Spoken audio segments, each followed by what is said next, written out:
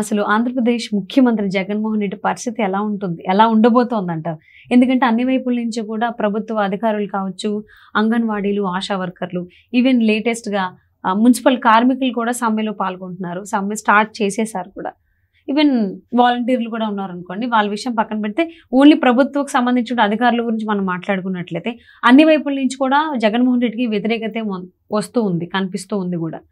So ఎన్నికల వేళ అన్ని అధికారుల నుంచి కనుక సహాయ నిరాకరణ కనుక వచ్చినట్లయితే జగన్మోహన్ రెడ్డి పరిస్థితి ఏంటి? ఎలా ఉండబోతుంది అసలు ఏంటి?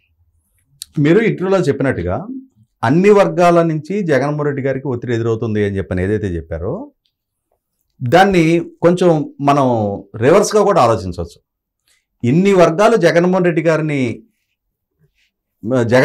మీద ఒత్తిడికి గురి చేసే ప్రయత్నం చేస్తున్నారు అంటం కన్నా కూడా ఇన్ని వర్గాలని జగన్మోహన్ రెడ్డి గారు తనకు వ్యతిరేకంగా మార్చుకుంటున్నారు అనేది కూడా. ఓకే ఓకే అంటే ఇప్పుడు ఏదైతే ఒత్తిడి వాళ్ళు చూపిస్తున్నారో వాళ్ళు ఒకప్పుడు ఒత్తిడి తీసుకున్నారు అని అంటారు. ఒకప్పుడు వాళ్ళు జగన్మోహన్ రెడ్డి గారిని నమ్మి ఆయనకు అనుకూలంగా ఆయన వెనక ర్యాలీ అయ్యి ఆయన అడిగిన ఓట్లేసి ఆయనకి అధికారం దక్కటానికి కృషి చేసి ఇవాళ ఆయన మాకు చేసిన వాగ్దానాలు నెరవేర్చలేదు కాబట్టి ఇప్పుడు మేము ఎదురు తిరుగుతున్నాం అని ఎందుకు అనుకోకూడదు? అనుకోవచ్చు. ఇప్పుడు జగన్మోహన్ రెడ్డి గారు 2019లో ఆయన అధికార బాధ్యతలు చేపట్టడానికి ఆయనకి కీలకంగా దోహదం చేసిన వర్గాలు కొన్ని ఉన్నాయి. అందులో అత్యంత కీలకమైన వర్గం ఉద్యోగ వర్గాలు. వాస్తవంగా 2014లో రాష్ట్ర విభజన జరిగిన నాడు ఆ రోజు రాజధాని కూడా లేని రాష్ట్రం, లోటు బడ్జెట్తో ఏర్పడ్డ రాష్ట్రం, గ్రామీణ నేపథ్యం ఉన్న రాష్ట్రం, పారిశ్రామికీకరణ పెద్దగా లేని రాష్ట్రం, విద్యా వైద్యోపాధికి పక్క రాష్ట్రాల మీద ఆధారపడుతున్న రాష్ట్రం అయినా సరే చంద్రబాబు నాయుడు గారు ఆ రోజు ఉద్యోగులకి 43% ఫిట్మెంట్ ఇచ్చారు. మేబీ 43% ఫిట్మెంట్ అనేది నెవర్ ఇన్ ద హిస్టరీ. అంతకు ముందు ఏ ముఖ్యమంత్రి ఇవ్వాలా, తర్వాత జగన్మోహన్ రెడ్డి గారు కూడా దాంట్లో సగానికి ఇచ్చే పరిమితం చేశారు. అంతటి ఫిట్మెంట్ చంద్రబాబు నాయుడు గారు ప్రకటిస్తే ఉద్యోగులు ఏం చేశారు?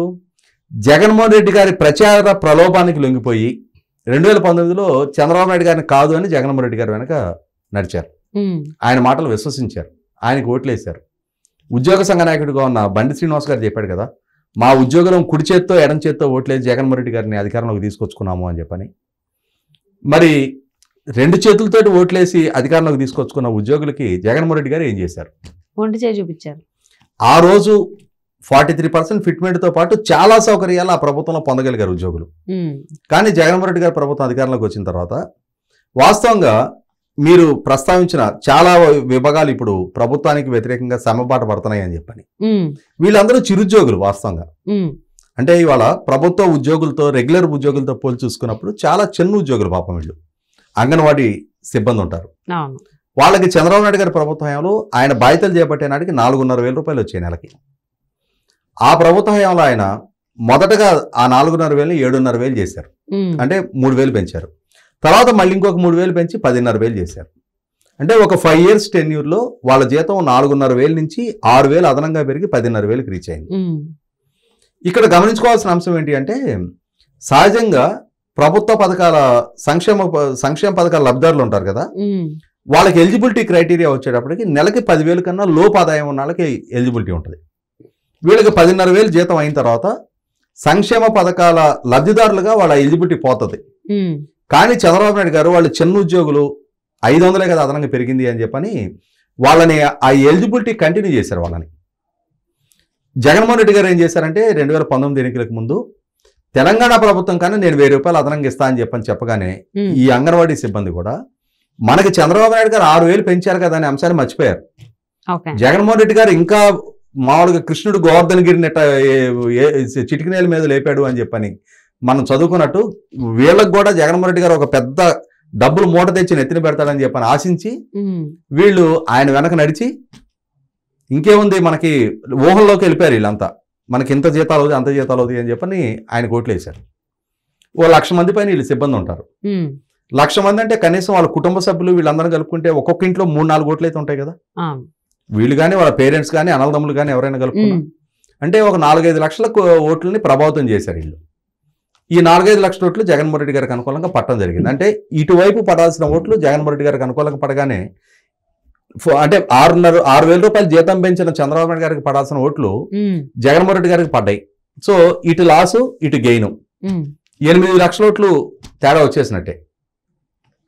ఇట్లా ఒక్కొక్క వర్గం ఆశా వర్కర్లు, రెవెన్యూలో విఆర్ఏలు అంటారు, అంటే విఆర్ఓ కింద గ్రామ నౌకర్లు అంటారు, ఎట్టాళ్ళు అంటారు, విలేజ్ రెవెన్యూ అసిస్టెంట్లు అంటారు, చాలా చిరుద్యోగులు వాళ్ళు.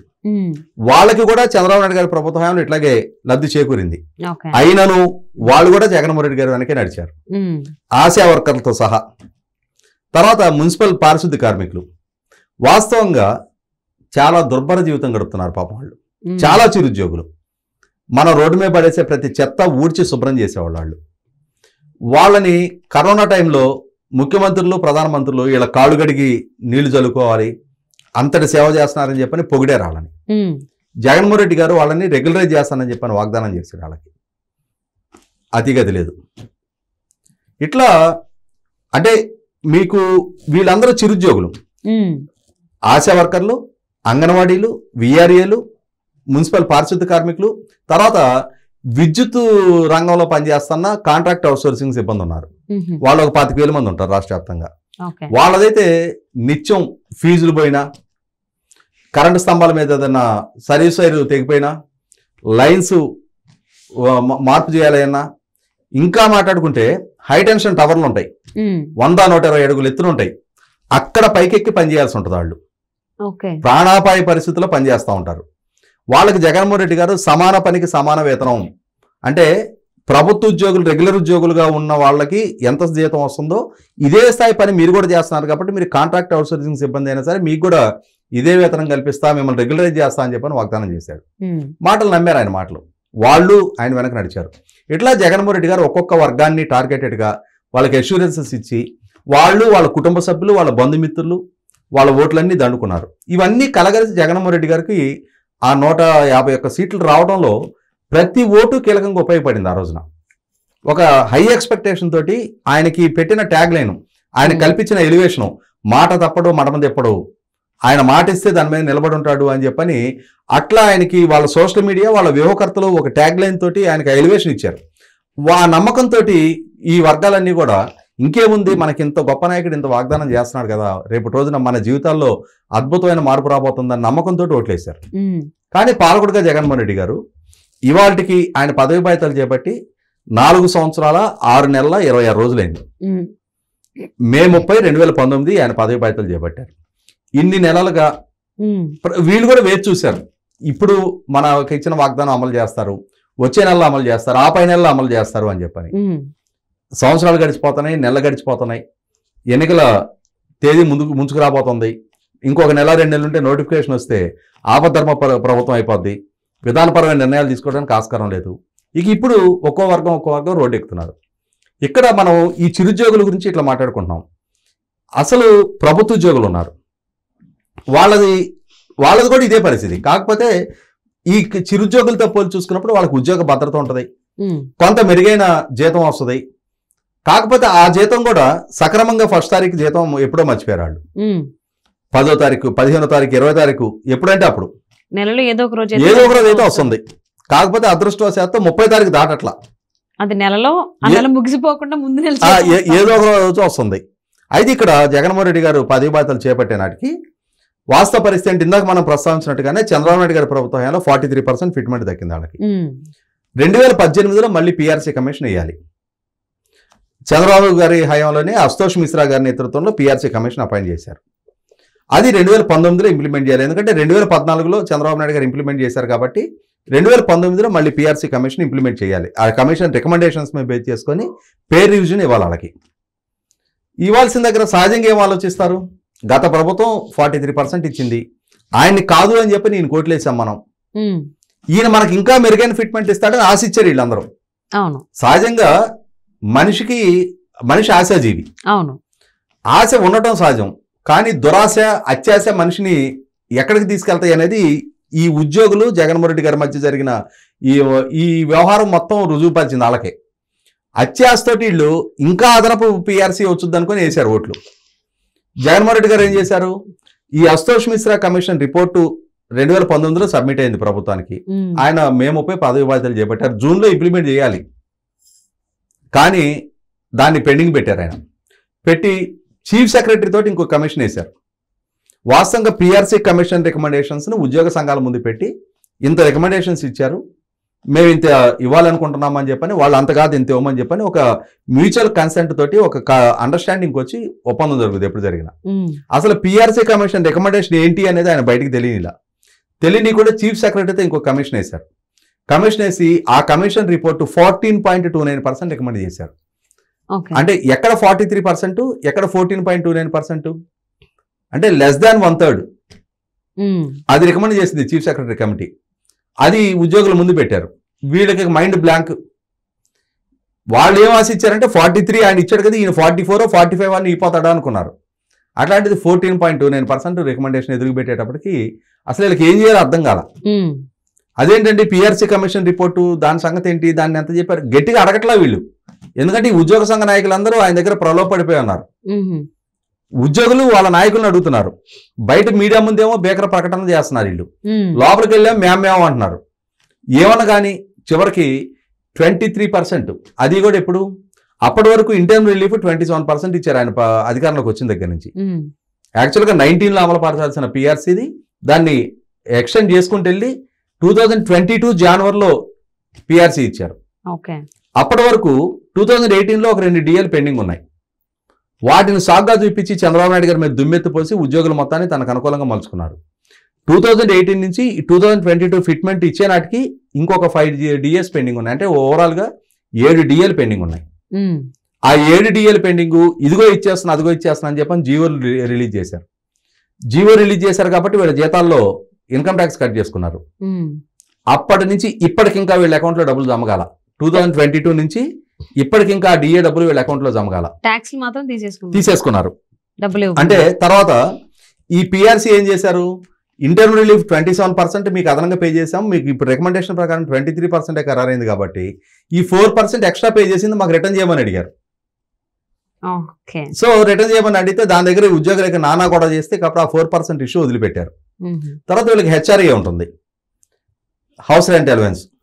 ఈ హౌస్ రెంట్ అలవెన్స్ జనరల్గా ఏంటంటే మున్సిపల్ కార్పొరేషన్ లిమిట్లు అయితే ఒకటి ఇంత, మున్సిపల్ కౌన్సిల్ లిమిట్లు అయితే ఎంత, కౌన్సిల్ నుంచి 10 కిలోమీటర్స్ దూరం అయితే ఎంత, 10 to 12 కిలోమీటర్స్ అయితే ఎంత, 14 కిలోమీటర్ అయితే ఎంత అని చెప్పి స్లాబ్లు ఉండేవి. ఆ స్లాబ్ను కుదిర్చి కలగాపులగం చేసి ప్రతి స్లాబ్లో 2% కోత పెట్టారు. అంటే వీళ్ళ బేసిక్ మీద ఇంత పర్సెంటేజ్ అని హెచ్ఆర్ఏ రావాలి. సో ఆల్మోస్ట్ జగన్మోహన్ రెడ్డి గారు ప్రభుత్వ ఉద్యోగులకు సంబంధించి ప్రతిదీ కట్ చేసుకుంటూ వచ్చారు. సో రావడమే కాక ఇప్పుడు ఏం చేశారు, వీళ్ళకి జీపీఎఫ్ ఉంటుంది, జనరల్ ప్రావిడెంట్ ఫండ్. ఆ జీపీఎఫ్ మీద లోన్స్ పెట్టుకోవడానికి ఆస్కారం ఉంటుంది. ఆ లోన్స్ వీళ్ళ అప్లికేషన్ సహజంగా ఏంటి వాళ్ళ సేవింగ్ అమౌంట్ అది. వాళ్ళ సేవింగ్ మీద వాళ్ళ పిల్లల పెళ్లిళ్ళు, హెల్త్ ఇష్యూస్, లేదా హెల్త్ కన్నా కూడా ఏదైనా ఇల్లు కొనుక్కోవటమో ఏదో అవసరాలు ఉంటాయి కదా, పిల్లలు చదువులే ఒకటి, వాళ్ళ సేవింగ్ మీద లోన్ పెట్టుకోవడానికి ఆస్కారం ఉంటుంది. మన దగ్గర ఒక ఎఫ్డి ఉంటే బ్యాంకులో ఎట్లయితే మనం 80% 90% లోన్ తీసుకోవడానికి ఆస్కారం ఉంటుంది, అట్లాగే వీళ్ళ జీపీఎఫ్ మీద లోన్ తీసుకోవడానికి ఆస్కారం ఉంటుంది. వీళ్ళ అవసరాలు రీచ్ ఆ జీపీఎఫ్ లోన్స్ పెట్టుకుంటే సంవత్సరాల తరబడి డిస్పర్స్ అవ్వట్లా. ఏపీ జనరల్ లైఫ్ ఇన్సూరెన్స్ అని ఉంటుంది, దాని మీద లోన్స్ పెట్టుకున్నా అతిగతి లేదు. రిటైర్ అయిన ఉద్యోగులకి 6 నెలలు సంవత్సరం పాటు పడుతుంది రిటైర్మెంట్ అమౌంట్ సెటిల్ కావడానికి. తర్వాత వీళ్ళకి సరెండర్ లీవ్లు అని ఉంటాయి. మిగిలిన స్టేట్ గవర్నమెంట్ ఎంప్లాయీస్కి ఏమో 15 days పర్ ఇయర్, అంటే సంవత్సరానికి 15 రోజుల జీతం వాళ్ళకి సరెండర్ లీవ్ల కింద ఎన్కాష్ చేసుకోవచ్చు. మిగిలిన పోలీస్ డిపార్ట్మెంట్ ఉద్యోగులకు వచ్చేప్పటికి 45 days ఉంటుంది. ఎందుకంటే వీళ్ళకి మిగిలిన అందరు ఉద్యోగులకి వీకెండ్ హాలిడేస్ ఉంటాయి కదా, పోలీస్కి 24/7 పనిచేయాలి కాబట్టి వాళ్ళకి ఏం చేస్తారంటే సరెండర్ లీవ్ ఎన్కాష్మెంట్ మిగిలిన ఉద్యోగుల కన్నా 30 రోజులు అదనంగా ఇస్తారు వాళ్ళకి. 2021 నవంబర్ 30 జనరల్ గా ప్రతి సంవత్సరం నవంబర్ 30 వీళ్ళు సరెండర్ లీవ్లు ఎన్కాష్మెంట్ పెట్టుకుంటారు, అంటే డిసెంబర్ జీతంలో కలిపి రావాలి. అట్లాంటిది 2021 నవంబర్, 2022 నవంబరు, మొన్న 2023 నవంబర్ కూడా అయిపోయింది. ఇప్పటి వరకు సరెండర్ లీవ్ ఎన్కాష్మెంట్ కాల. అంటే ఒక్కొక్క ఉద్యోగికి 3/15 45 రోజులు, పోలీసు ఉద్యోగులకు వచ్చేప్పటికి 345 135 రోజుల జీతం ప్రభుత్వం బకాయి ఉంది వీళ్ళకి. సో అంటే ఓవరాల్ గా జగన్మోహన్ రెడ్డి గారు ఆయన చెప్పినటువంటి హామీలు నెరవేర్చలేదు, వీళ్ళు ఏవైతే నెరవేరుస్తాడో అని చెప్పేసి అనుకున్నారో అవి నెరవేర్చలేదు, ఉన్నవి కూడా ఇవ్వకుండా ఏదీ లేకుండా వాళ్ళని ఇప్పుడు సమ్మె చేసేదాకా తీసుకొచ్చారు. పోలీసు ఉద్యోగులకి మీకు వారాంతం సెలవులు ఇస్తాను, వీకెండ్ హాలిడేస్ ఇస్తానని చెప్పని వాగ్దానం చేశాడు, అవి అతిగతి లేదు. ఇవన్నీ కాకుండా 2004 నుంచి మన్మోహన్ సింగ్ గారు కేంద్రంలో ప్రధానమంత్రి, రాజశేఖర రెడ్డి గారు రాష్ట్రంలో ముఖ్యమంత్రిగా ఉన్నప్పటి నుంచి కాంట్రిబ్యూటరీ పెన్షన్ స్కీమ్ వచ్చింది. అంతకుముందు ఏంటంటే ఓల్డ్ పెన్షన్ స్కీమ్ లో ప్రభుత్వ ఉద్యోగి నుంచి కంట్రిబ్యూషన్ ఉండేది కాదు. స్టేట్ గవర్నమెంట్ వాళ్ళకి ప్రావిడెంట్ ఫండ్ అకౌంట్ లో జమ చేసేవాళ్ళు. వాళ్ళకి రిటైర్ అయిన తర్వాత ఒక ఇంత లంసమ్ అమౌంట్ వచ్చి అక్కడి నుంచి వాళ్ళ శాలరీలో 50% పెన్షన్ కింద వచ్చేది బేసిక్ మీద. ఈ తర్వాత వచ్చిన సవరణ ప్రకారం ఏంటంటే ఎంప్లాయ్ కూడా 10% కంట్రిబ్యూట్ చేయాలి. గవర్నమెంట్ 10% ఇస్తుంది, ఎంప్లాయ్ 10% ఇవ్వాలి. ఆ 10%ని వీళ్ళు గొడవ చేస్తున్నారు, మా దాంట్లో నుంచి 10% కంట్రిబ్యూషన్ వెళ్తుంది, పైగా పెన్షన్ కూడా వచ్చేటప్పటికి 50% పెన్షన్ రాదు. అందువల్ల వాళ్ళు మాకు 50% ఓల్డ్ పెన్షన్ స్కీమ్ అమలు పరచండి అని చెప్పానంటే, అన్న వారం రోజుల్లో చేసేద్దామన్నా అని చెప్పని వాగ్దానం చేశాడు. వారంలో సిపిఎస్ రద్దు చేద్దామని. ఇప్పటి వరకు అతిగతి లేదు. ఇప్పుడు కూడా గ్యారంటీడ్ పెన్షన్ స్కీమ్ అని చెప్పని కొత్త విధానాన్ని తీసుకొచ్చారు. ఈ కొత్త విధానంలో యాజ్ యూజువల్ మళ్ళీ వీళ్ళు 10% కంట్రిబ్యూట్ చేయాల్సి వస్తుంది. కానీ జరిగేది ఏంటి అంటే వీళ్ళ సేవింగ్ అమౌంట్, వీళ్ళకి రిటైర్ అయినా వచ్చి ఒక లంసమ్ అమౌంట్ ఏదైతే ఉంటుందో దాంట్లో కోత పడిపోయింది. దాని ద్వారా పెన్షన్ ఇస్తున్నాడు ఇప్పుడు. అంటే ఇవన్నీ చూస్తే ఏంటంటే ఉద్యోగులకి అన్ని చురకలే కనిపిస్తూ ఉన్నాయి ఆల్మోస్ట్. మామూలుగా ఎందుకు జగన్మోహన్ రెడ్డి గారిని నమ్మామా అని చెప్పని ఎవరికి వాళ్ళు వాళ్ళ చెప్పులతో వాళ్ళే కొట్టుకునే పరిస్థితి అనమాట. వాళ్ళ చెంపలు వాళ్ళే వాయించుకుంటున్నారు. ఇటువంటి నేపథ్యంలోనే ప్రభుత్వ ఉద్యోగులు, సెక్యూరిటీ జాబ్లో ఉన్న వాళ్ళ దగ్గర నుంచి కాంట్రాక్ట్ అవుట్సోర్సింగ్ ఉద్యోగుల దాకా, చిరుద్యోగుల దాకా, ఆశా వర్కర్లు, విఆర్ఏలు, అంగన్వాడీ సిబ్బంది, కాంట్రాక్ట్ అవుట్సోర్సింగ్ సిబ్బంది, సర్వశిక్ష అభియాన్ ఉద్యోగులు, చిన్న చిన్న ఉద్యోగుల దాకా అందరూ కూడా ఆందోళన బాటే పట్టారు. ఆందోళన బాట పట్టే పరిస్థితులు జగన్మోహన్ రెడ్డి గారు సృష్టించారు. ఏ వర్గాలైతే జగన్మోహన్ రెడ్డి గారు గెలుపుకు దోహదం చేశారో ఆయా వర్గాల్ని ఎన్నికల్లో లబ్ధి చేకూర్చుకోవడానికి తాత్కాలిక వాగ్దానాలు చేసి వాటిని నెరవేర్చుకోలేని మాట తప్పిన జగన్మోహన్ రెడ్డి గారు ఇవాళ ఆయా వర్గాలన్నిటి నుంచి ఇవాళ సమ్మె పరిస్థితులు, సహాయ నిరాకరణ ఎదుర్కొంటున్నారు. 100% ఎవరైతే ఆయన గెలుపుకు దోహదం చేశారో రేపు ఆయన ఓటమికి కూడా వీళ్ళే దోహదం చేయడం ఖాయం. Thank you so much for spending your valuable time with us, Rajesh గారు.